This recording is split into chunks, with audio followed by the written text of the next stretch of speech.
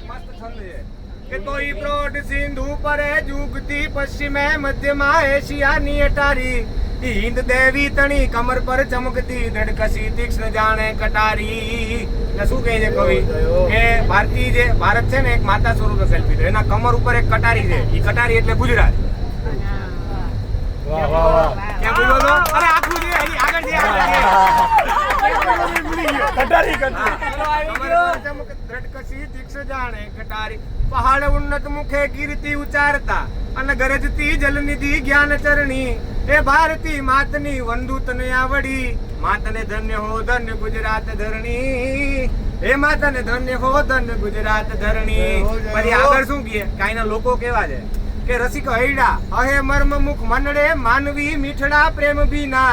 એ પાણી જ્યાં આકરા મરદની મૂછના લલિત લાવણ જ્યાં સુંદરીના. સજડ ઘનરાજમાં ઝબુકતી વીજળી એવી આયા ઘૂંઘટે મલકતી લાજ રમણી. એ ભારતી માતની વંદુ તને આવડી. માતને ધન્ય હો ધન્ય ગુજરાત ધરણી.